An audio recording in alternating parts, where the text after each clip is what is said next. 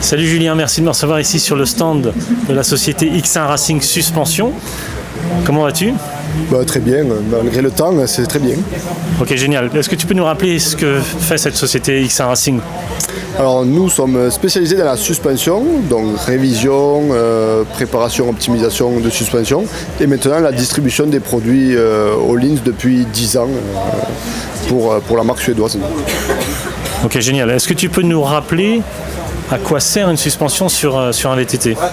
Donc très simple, la suspension ça sert à amortir tous les chocs sur le terrain. On peut régler la suspension pour le confort, d'autres pour la performance. Le but c'est de garder la traction maximale du vélo pour pouvoir performer ou se faire plaisir. L'objectif, c'est vraiment que les roues restent collées au sol. Alors, c'est plus compliqué que ça, mais oui, que les roues soient collées au sol pour avoir de la traction, mais à la fois que le vélo soit dynamique pour pouvoir enchaîner des parties techniques ou des sauts. Ok, quelles sont les prestations que vous proposez? Alors, on propose de l'entretien général de la suspension, okay, ou de l'optimisation, préparation pour certains pilotes lambda, jusqu'aux pilotes qui roulent en Coupe du Monde à très haut niveau. Est-ce que c'est technique d'entretenir un amortisseur ou une fourche? Est-ce qu'il y a des critères techniques? Vous faites ça dans une chambre blanche, sous vide? On a un atelier vraiment spécialisé dans la suspension, donc tout est clean, voilà, il ne faut pas qu'il y ait de limaille et que tout l'atelier soit parfaitement propre pour pouvoir travailler dans des meilleures conditions. Après on a des techniques de recharge en azote, voilà, des choses qui sont un peu plus dangereuses, il faut faire un peu plus attention, des machines à purge qui sont très performantes, qui font le vide, qui injectent à 4 bars, donc voilà, on a des petites machines comme ça qu'il faut préserver et qui sont dans un environnement sain. Ok, on peut rappeler les différentes phases d'une suspension? Il y a la phase numéro 1, la phase numéro 2? Il y a la phase de compression, la phase de détente déjà. L'enfoncement de l'amortisseur, c'est de la compression. Quand il se déploie, c'est du rebond. Après, une suspension doit régler l'enfoncement, donc le sag, une fois assis sur le vélo. Il y a le phénomène de basse vitesse, qui est un enfoncement d'une vitesse d'enfoncement lente. La haute vitesse, plutôt un enfoncement rapide, essentiellement des gros chocs sur la suspension. Et l'importance d'avoir un vélo qui est très homogène sur le réglage avant-arrière. Ok, est-ce que tu peux nous rappeler sur une fourche comme celle qui est devant nous ici, Öhlins, la cartouche à gauche c'est de l'air comprimé, à droite c'est de l'huile?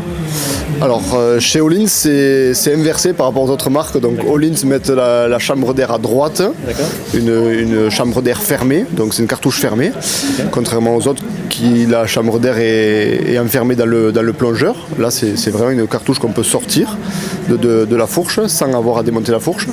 Et côté gauche c'est une cartouche hydraulique, cartouche fermée, pressurisée par un ressort. La cartouche à droite donc d'air comprimé, c'est la phase numéro 1 de suspension. Et la cartouche numéro 2, de l'autre côté gauche?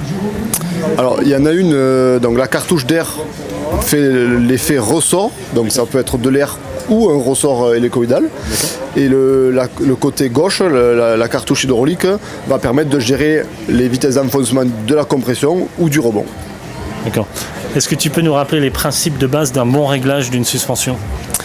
Alors déjà, ça se joue. On ne peut pas bien régler une fourche et mal régler un amortisseur. Ce qui est important, c'est d'avoir un vélo homogène. Okay. Donc la balance du vélo est très importante. Si on a une fourche trop molle, forcément l'arrière va être toujours en l'air et on va avoir un vélo qui plonge. Inversement, si l'arrière est trop souple, on va avoir un vélo qui perd l'avant parce que l'avant ne pourra pas s'enfoncer et garder le grip. Donc la balance du vélo est très importante. Et après, en fonction des pressions d'air qu'on va y mettre et du ressenti ou du terrain sur lequel on va rouler, on va jouer après sur les réglages hydrauliques. Ok, la base d'un bon réglage de suspension, on commence par régler le sag. Voilà, on va commencer, le b.a.-ba c'est de régler le sag. Si on a un mauvais sag, on a un mauvais équilibrage du vélo, on peut faire tout le réglage hydraulique qu'on veut, on n'arrivera pas à quelque chose de bon pour le roulage, d'efficace. Ok, moi monsieur tout le monde que je suis, quand il reçoit un vélo, commence par faire un réglage de sag en fonction des tableaux qui sont fournis par le fabricant. Comment on fait pour aller plus loin? Après on monte sur le vélo et après on règle les rebonds.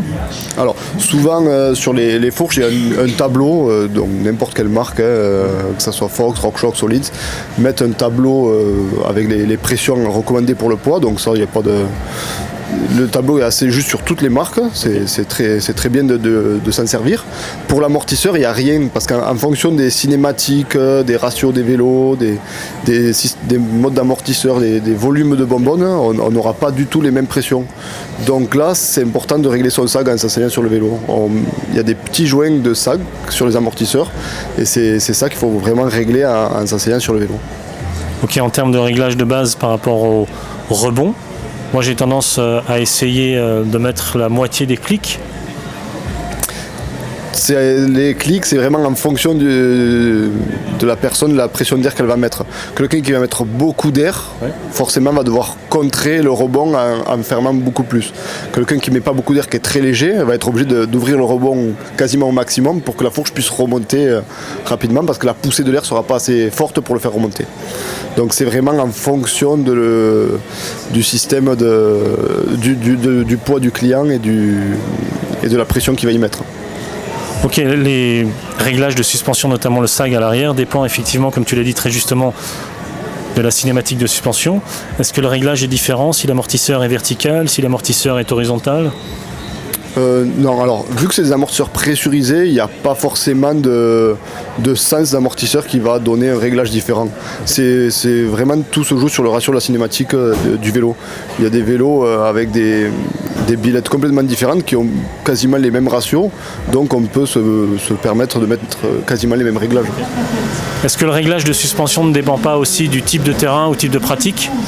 Oui, alors les suspensions ne vont vraiment pas être réglées de la même façon en fonction de la pratique. Donc nous, quand on nous demande de préparation, c'est pour ça qu'on demande à avoir le reproche déjà de la suspension que le client fait actuellement.